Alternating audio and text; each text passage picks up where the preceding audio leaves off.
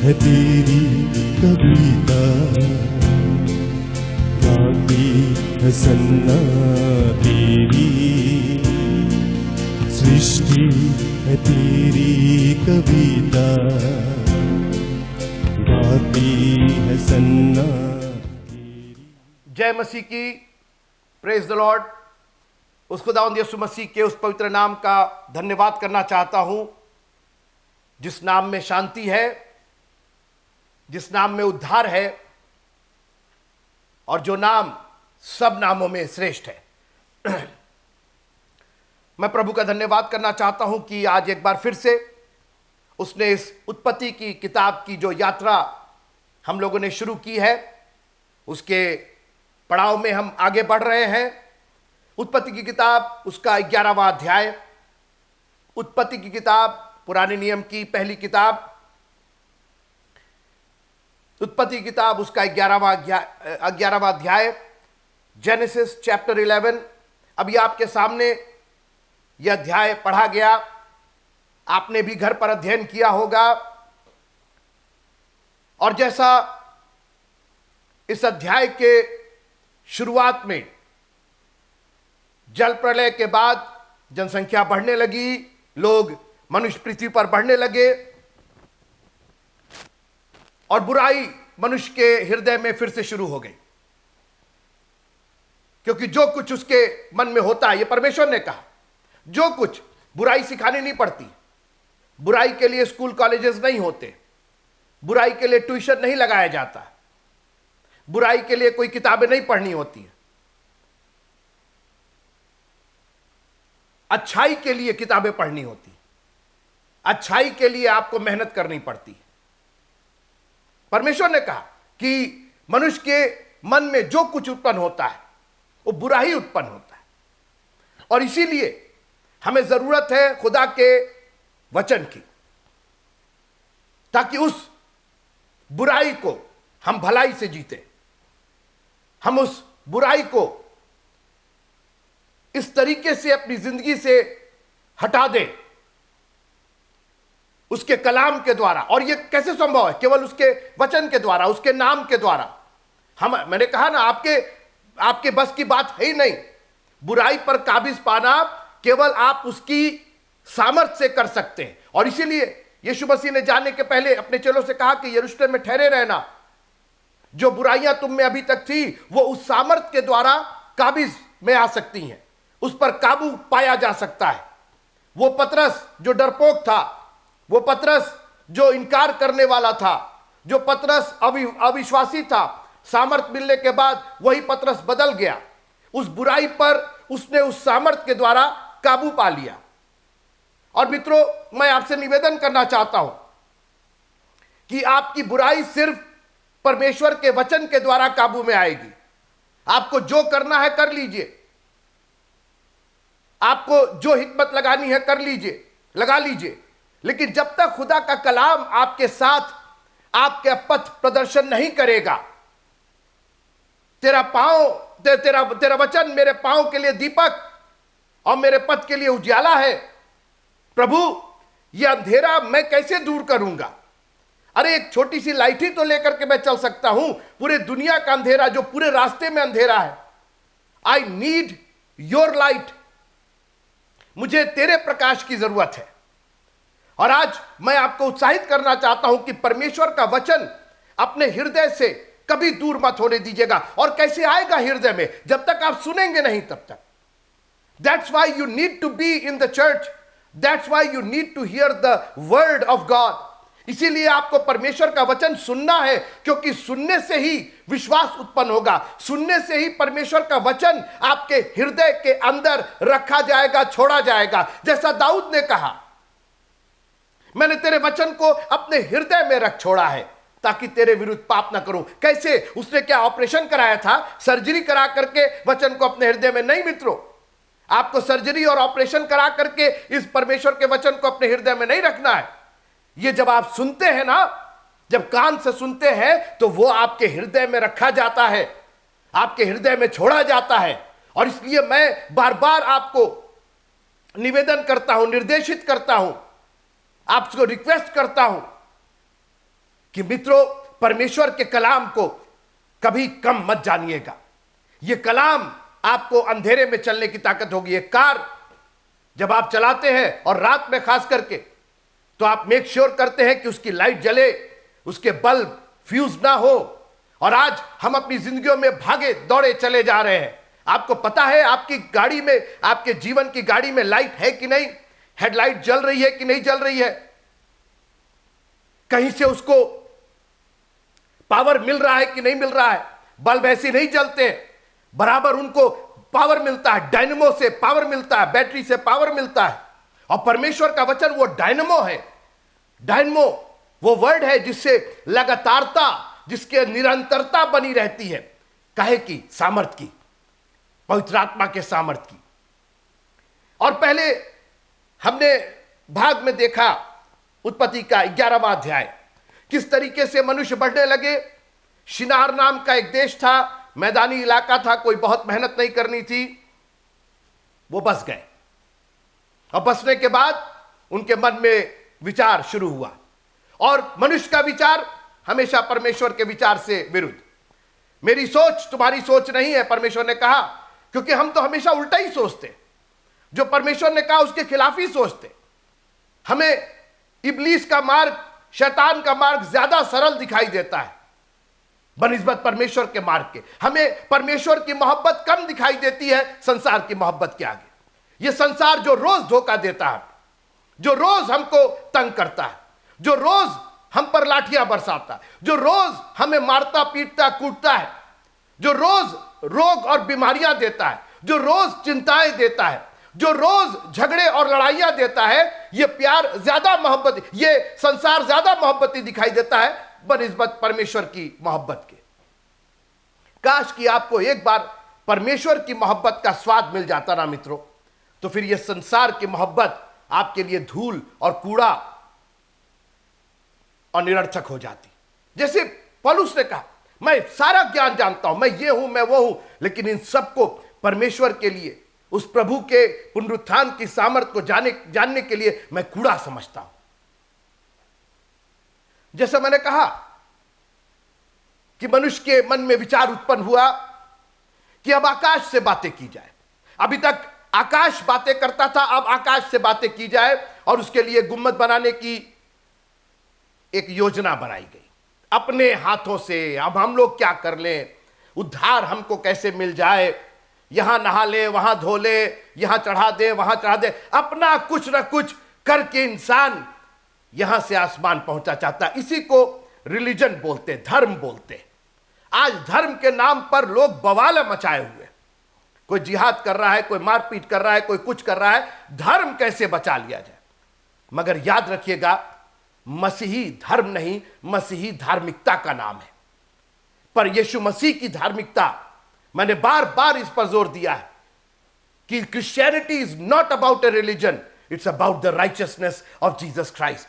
हमारे यीशु मसीह की धार्मिकता हमें उसके लायक बनाती है। उसकी महिमा, उसकी ग्लोरी हमें परमेश्वर के काबिल बनाती, हमारा धर्म नहीं। और यहां एक धर्म की रचना शुरू हुई, एक रिलीजन शुरू हुआ। आकाश से बातें करने के लिए गुम्मट बनाएंगे, और हमें परमेश्वर की बनाई हुई चीजें नहीं चाहिए, हम अपने हाथों से गढ़ेंगे। हमें पत्थर नहीं चाहिए, जो नेचुरल है, जो ईश्वर ने दिया, वो नहीं चाहिए हमें। हम अपने हाथों की रचना, हम ईंटें बनाएंगे, चूना नहीं इस्तेमाल करेंगे, गारा इस्तेमाल करेंगे। हमने बात की थी इसके ऊपर, और आज मैं इसके दूसरे भाग में बात करना चाहता हूं। उत्पत्ति का 11वां अध्याय और उसकी 5वीं आयत। जब लोग नगर और गुम्मट बनाने लगे, तब इन्हें देखने के लिए यहोवा उतर आया। आज मैं इसी पर बात करना चाहता हूं। बहुत दिन तक यह एक रहस्य का विषय है कि यहोवा उतर आया। आज थोड़ी देर आप मेरे साथ रहिएगा और हम इस पर विचार विमर्श करेंगे, ये बातचीत करेंगे कि ये पर यहोवा के उतरने का क्या तात्पर्य है।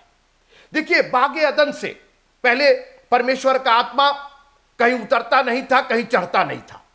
उत्पत्ति किताब उसका 1 अध्याय 1 आयत, आदि में परमेश्वर ने आकाश और पृथ्वी की रचना की, और परमेश्वर का आत्मा जल के ऊपर मंडराता था, न कहीं चढ़ता था न कहीं उतरता था। एक ऐसी जगह जो ना आप समझ सकते हैं ना हम समझ सकते हैं। परमेश्वर ने बनाई एक जगह, वो किस पृथ्वी की रचना की, किस आकाश की रचना की, यह परमेश्वर जानता है, और यह परमेश्वर के ही जानने का विषय है, हमारे जानने का विषय नहीं है। परमेश्वर का आत्मा मंडराता था, एक सृष्टि की रचना की परमेश्वर ने 6 दिन में, 5 दिन में पृथ्वी बनाई और 6वें दिन उसने इंसान को बनाया। बाग एदन बनाया, इंसान को रखा, और लिखा है उत्पत्ति किताब उसका 3 अध्याय और 8वीं आयत, उत्पत्ति किताब उसका 3 अध्याय और 8वीं आयत में, तब यहोवा परमेश्वर ने जो दिन के ठंडे समय वाटिका में फिरता था। देखिए, अभी तक परमेश्वर मंडराता था, फिर परमेश्वर वाटिका में दिन के ठंडे समय यानी शाम को फिरता था। परमेश्वर उतरता नहीं था, परमेश्वर चढ़ता नहीं था, परमेश्वर फिरता था। और उसकी वजह यह थी कि आदम और हवा से उसको बात करने के लिए कहीं उतरने और चढ़ने की जरूरत नहीं थी, क्योंकि उत्पत्ति में जब परमेश्वर ने नर और नारी करके उनकी सृष्टि की, तो उसने अपने स्वरूप और अपनी समानता में सृष्टि की। आदम और हवा समानता में बनाए गए थे, और इसलिए परमेश्वर को चढ़ने उतरने की जरूरत नहीं थी। मगर इंसान के पापी होने के बाद मनुष्य ने परमेश्वर के साथ अपनी समानता खो दी। अब वो स्वरूप में भले ही हो, लेकिन समानता में नहीं रह गया। अब वो उस समानता से नीचे गिर गया। जो महिमा युक्त समानता थी, जो पवित्रता की समानता थी, जो पाप ना होने की समानता थी। परमेश्वर में पाप नहीं, आदम और हवा जब बनाए गए उनमें भी पाप नहीं, तो वो परमेश्वर की समानता में थे, वो स्वरूप और समानता में थे। और इसलिए परमेश्वर को चढ़ने और उतरने की जरूरत नहीं थी, क्योंकि आदम और हवा उनसे बात करते थे, सीधे समानता में बात करते थे, क्योंकि वो पवित्रता उन्हें उस समानता में लेकर के आती थी। ध्यान दीजिएगा आप इस पर। लेकिन पाप आने के बाद एक पूरा नियम बदल गया। वो समानता तो वहीं खत्म हो गई। मनुष्य जो परमेश्वर की महिमा में उसके समान था, वो वही खत्म हो गया, और फिर मनुष्य नीचे गिर गया। उसको बागे अदन से निकाल दिया गया। आपको याद होगा, शैतान के लिए भी लिखा कि तू गिरा दिया गया, तू नीचे हो गया। और आज मैं आपसे कहना चाहता हूं मित्रों कि आज इस पाप ने हमें परमेश्वर की समानता से नीचे कर दिया है, गिरा दिया है। और इस बाबेल के जो बुर्ज बना, जो ये टावर और ये जो गुम्मट बन रहा है, ये परमेश्वर की समानता के लिए नहीं, ये अपने नजरों में आप गिरते चले जा रहे हैं, परमेश्वर की दृष्टि में गिरते चले जा रहे हैं। और इसलिए यहोवा परमेश्वर को उतरना पड़ा, क्योंकि अब मनुष्य उसकी समानता में नहीं था। मनुष्य ने वो महिमा खो दी थी, इकाबोध हो गया था। परमेश्वर की महिमा, परमेश्वर की पवित्रता उठ गई थी मनुष्यों के बीच में से, और अब मनुष्य पापी और पापी और पापी होता चला जा रहा था। और इसलिए परमेश्वर को, मनुष्य तो परमेश्वर बन नहीं सकता, परमेश्वर की समानता तो उसने खो दी। मगर प्रभु का धन्यवाद कीजिए कि उसने हमें बचाने के लिए अपने आप को शून्य कर दिया मित्रों, अपने आप को उतार दिया। हालेलुया। नहीं मिलेगा आपको कहीं ऐसा परमेश्वर, कहीं ऐसा उद्धारकर्ता, कहीं ऐसा प्रेमी प्रभु नहीं मिलेगा जिसने हमसे और आपसे इतनी मोहब्बत की कि हमने और आपने जब उसकी समानता खो दी, तो वो आसमान से जमीन पर हमारे समान बन गया। वो हमारी समानता में आ गया। हम तो उसकी समानता में नहीं बन पाए, हमने तो उस अधिकार को, उस जगह को, उस सम्मान को खो दिया। मगर हमारा खुदावंद हमें वो सम्मान दिलाने के लिए हमसे इतनी मोहब्बत करता है। उस प्रेम को की वजह से उसने अपने आप को शून्य करके अपने आप को हमारे समान बना दिया। आप समझ नहीं रहे मित्रों, ये जो गुम्मट बना रहे थे ना, ये नाश हो जाते, ये बर्बाद हो जाते, और इसके पहले कि यह बर्बाद हो, परमेश्वर उतर आया। धन्यवाद कीजिए कि प्रभु हमारा आसमान से जमीन पर आ गया है। इसके पहले लिखा है कि जब हम पापी हो ही रहे थे तो ठीक समय पर मसीह हमारे लिए मारा गया। मित्रों, अगर यहां पर, क्योंकि इनका जो विचार था ना, आपने बात किया आपसे, इनका विचार तो ऐसा था कि ये वहीं तबाह हो जाते। परमेश्वर ने नियम बनाया, सारी पृथ्वी पर फैलना है, तुमको अपना नाम नहीं, तुमको मेरा नाम करना है, तुमको पत्थर इस्तेमाल करना है, तुमको चूना इस्तेमाल कर, लेकिन नहीं, ये तो सब कुछ परमेश्वर की योजना के, उसके नियम के विरुद्ध कर रहे थे। ये बताइए, आप परमेश्वर के विरुद्ध जाएंगे तो क्या फल मिलेगा आपको? नाश होने के सिवा और क्या रह जाता आपके पास? लेकिन प्रभु ने इतना प्यार किया। God loves us so much. Thank you Jesus. परमेश्वर उतर आया। बागे अदन में, जैसा मैंने कहा, उसको उतरने की जरूरत नहीं थी, क्योंकि मनुष्य उसकी समानता में था, महिमा में था, पवित्रता में था। और मैं आज उसके उतरने की बात करना चाहता हूं। मीका नबी की किताब में लिखा हुआ है कि उसका निकलना अनाद प्राचीन काल से, वरन अनादिकाल से होता आया है। वो हर बार जब भी मनुष्य नाश होने के कगार पर रहा है, हमारा प्रभु उतर आया। हमारे प्रभु ने हमारे लिए वो रास्ता तैयार किया। हर बार इब्राहिम के पास कोई संतान नहीं थी, और लिखा हुआ है कि प्रभु दूत के रूप में उसके पास चला आया। और कई बार शिमशोन का जब जिक्र आता है, न्यायियों की पुस्तक में आप पढ़िएगा, उसके पिता ने पूछा उस स्वर्गदूत से कि तेरा नाम क्या? उसने कहा मेरा नाम मत पूछो, क्योंकि मेरा नाम तो अद्भुत है। और वो अद्भुत नाम किसका है? हमें एक पुत्र दिया गया, यशायाह 9:6 में, उसका नाम अद्भुत। वो बार बार निकलता आया है, वो बार बार हमारी समानता में आया है। और कुछ दिन के बाद जो हम क्रिसमस मनाएंगे, वो परमेश्वर के उतरने का उत्सव आप मना रहे हैं।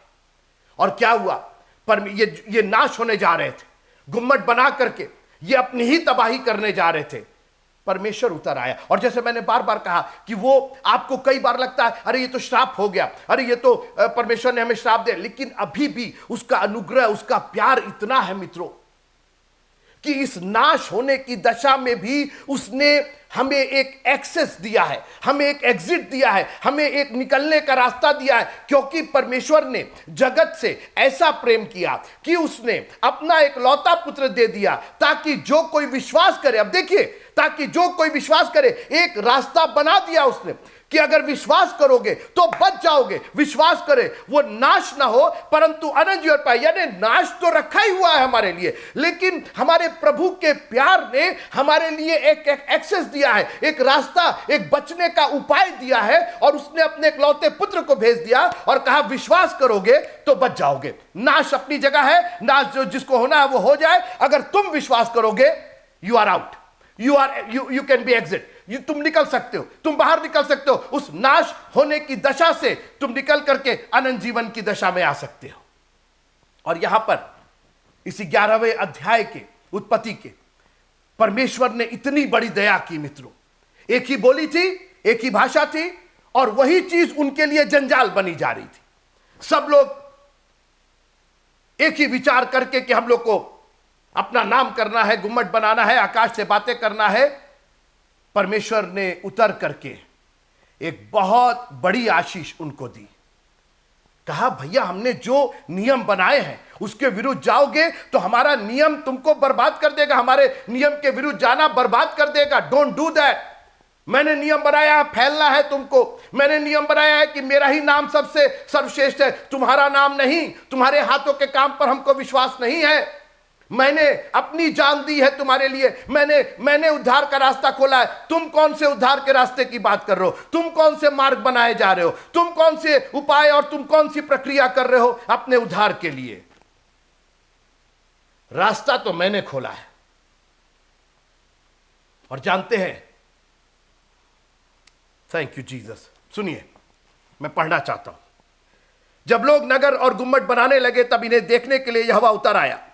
और यहोवा ने कहा मैं क्या देखता हूं कि सब एक ही दल के हैं और भाषा भी उन सब की एक ही है, और उन्होंने ऐसा ही काम भी आरंभ किया, और अब जितना वे करने का यत्न करेंगे उसमें से कुछ उनके लिए अनहोना ना होगा। इसलिए आओ हम उतर के उनकी भाषा में बड़ी गड़बड़ी डालें कि वे एक दूसरे की बोली ना समझ सके। आप सोचेंगे अरे ये तो परमेश्वर ने कर्ज कर दिया, श्राप दे दिया। मित्रों, इस श्राप में भी आशीष है, क्योंकि परमेश्वर ने कहा कि ये ऐसा कर लेंगे, अनहोना नहीं होगा, और कर लेंगे ना तो नाश हो जाएंगे। वो जो परमेश्वर ने कहा कि इनकी एक ही बोली है, एक ही दल है, ये जो चाहेंगे वो कर ले जाएंगे, और ये जो कर रहे हैं वो सिर्फ नाश होने के लिए कर रहे हैं, ये बर्बाद होने के लिए कर रहे हैं, क्योंकि मेरे नियम के खिलाफ जा रहे हैं। ये कर तो लेंगे। आप किसी बच्चे को चाकू दीजिए, वो अपना हाथ तो काट ही लेगा, उसमें कौन सी बड़ी बात है। चाकू दे, अरे आपने चाकू ले लिया, भैया चाकू नहीं देंगे तो, अरे वो हाथ बच्चा है, वो क्या जाने चाकू के बारे में। चाकू के बारे में जानने की जरूरत नहीं है, वो चाकू ही अपने में खतरनाक है, उसकी धार ही अपने में खतरनाक है। यहां पर मित्रों, परमेश्वर का नियम ही अपने में इतना सशक्त है, इतना स्ट्रेट है, सीधा है, नियम बदलते नहीं प्रभु के।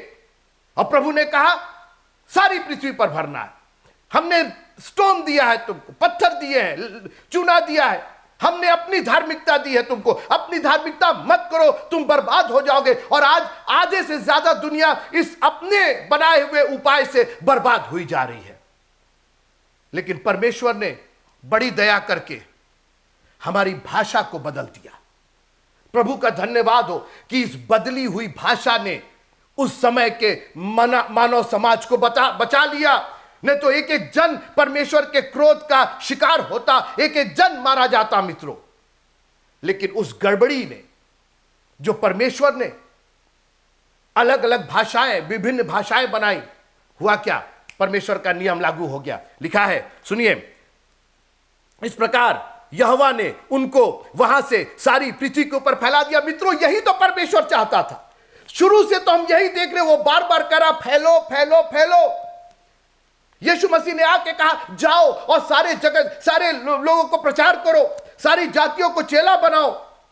आज हम लोग गुप मंडूप बने हुए हैं। हम लोग अपने घर में बाइबल स्टडी नहीं करना चाहते, अपने घर में दुआ नहीं करना चाहते, अपने घर में प्रचार नहीं करना चाहते, हम फैलना नहीं चाहते। परमेश्वर का मित्रों ये प्रकाश है, लिखा कि दिया जला करके पैमाने के नीचे ना रखो ना, ऐसी जगह रखो ताकि आने जाने वाले लोगों को प्रकाश मिल सके। कितना प्रकाश आपने फैलाया, हमें यह बताइए आप। परमेश्वर चाह रहा है कि आप फैले। परमेश्वर अपनी योजना पूरी करना चाहता है और हम सिकुड़े चले जा रहे हैं। आज परमेश्वर का कलाम हमसे दूर होता चला जा रहा है। दुनिया की इतनी चीजें भर गई है, इतने गुम्मट हम बना रहे हैं, इतने ईंट बनाने में हम मशगूल हो गए, इतना गारा फेंकने में हम मशगूल हो गए हैं कि खुदा की कोई बात ही नहीं समझ में आ रही। अरे उसने उद्धार का मार्ग तैयार किया मित्रों, हमें ईंट बनाने की जरूरत नहीं है।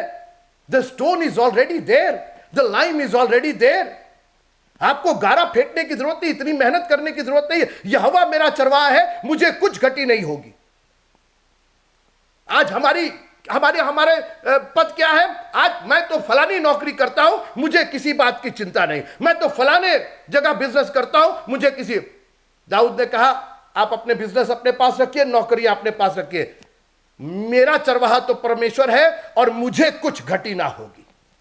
आप अपनी ईंटें बनाते रहिए, अपने गारे फेंकते रहिए, हमारे पास तो सनातन की चट्टान है।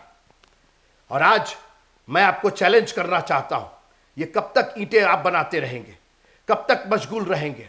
बजाय पृथ्वी पर फैल करके परमेश्वर के उजाले को फैलाने के, उसके वचन को फैलाने के, अपने गांव में, अपने अड़ोस में, अपने पड़ोस में फैलाइए वचन को। ये फैलना, अगर फैलेंगे नहीं तो बर्बाद हो जाएंगे। उसके नियम के विरुद्ध आप जा रहे हैं। आपको यह वचन मिल चुका है, it is for you, go and preach the gospel. जाओ और सारी जातियों में यह प्रचार करो। Thank you Jesus, hallelujah. हमारा यीशु मसीह जब इस दुनिया में आए, एक नगर से दूसरे नगर, दूसरे नगर से तीसरे नगर, जितना हो सका उन्होंने फैला दिया उसको। वो चाहते तो बैतलहम में ही रह जाते, वो चाहते तो नासरत में ही रह जाते, लेकिन उन्होंने कहा कि तुम गवाह बनोगे, पृथ्वी के छोर तक मेरे गवाह बनोगे। उसके फैलाने का नियम आज भी लागू है। खबरदार जो बाबेल के लोगों के समान। क्या मतलब हुआ? गड़बड़ी, कंफ्यूजन। आज कंफ्यूज्ड है, लेकिन अगर आप परमेश्वर के कलाम के हिसाब से चलेंगे, परमेश्वर के वचन के हिसाब से चलेंगे, तो आशीषें आपकी हैं। आपको गुम्मट बनाने की जरूरत नहीं है, आपको अपना नाम करने की जरूरत नहीं है। आप प्रभु को लिखा है कि जब मैं ऊंचे पर चढ़ाया जाऊंगा तो बहुतों को अपनी ओर खींचूंगा। तू बढ़े और मैं घटूं। आज हम लोग अपना बढ़ाना चाहते हैं, हमारा नाम कैसे हो जाए। याद रखिएगा, पवित्र आत्मा की सामर्थ हमें नम्र और दीन बनाती है। पवित्र आत्मा की सामर्थ हमें पवित्र करके परमेश्वर की समानता में लेकर के आती है। और इसीलिए यीशु मसीह ने कहा, मैं जा रहा हूं, मैं एक सहायक भेजूंगा। वो सहायक क्या करेगा? तुमको सारे सत्य के मार्ग बताएगा, तुमको मेरी समानता में लेकर के आएगा, ताकि जब मैं आऊं तो मैं तुमको लेकर के जाऊं, ताकि मैं जा रहा हूं वहां तुम भी रहो, मेरी पवित्रता में तुम भी शामिल होगे। God wants to give us the righteousness. वो हमें पवित्रता देना चाहता है। आज मैं आपसे निवेदन करना चाहता हूं मित्रों, अपने गुम्मट को छोड़ दीजिए। अपने हाथों के कार्यों पर जो धार्मिकता के आपका काम, धर्म के काम आप करना चाहते हैं, इसकी जरूरत नहीं है। इसके बजाय खुदावंद यीशु मसीह का अनुग्रह, उसका लहू अपने ऊपर लीजिए और कहिए, प्रभु तू मेरा चरवाहा है, तू जो चाहेगा वही मैं करूंगा। जैसा तू चाहेगा, जैसा तू बोलेगा, तेरे वचन के खिलाफ मैं नहीं जाऊंगा। I am going to serve you. मैं आपकी सेवा करना चाहता हूं। उस पवित्र आत्मा से भर करके मैं उस समानता को फिर से प्राप्त करना चाहता हूं।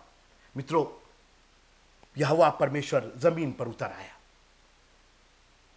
लिखा है कि वचन देहधारी हुआ और इतना उतर गया मित्रों, इतना उतर गया, मैं खत्म करना चाहता हूं इसके साथ, इतना उतर गया कि भूमि के गर्भ में चला गया। लिखा हुआ, यीशु मसीह ने कहा, जैसे योना का पुत्र 3 दिन 3 रात मछली के पेट में था, वैसे ही मनुष्य का पुत्र भी 3 दिन और 3 रात पृथ्वी के गर्भ में रहेगा। इतना उतर गया।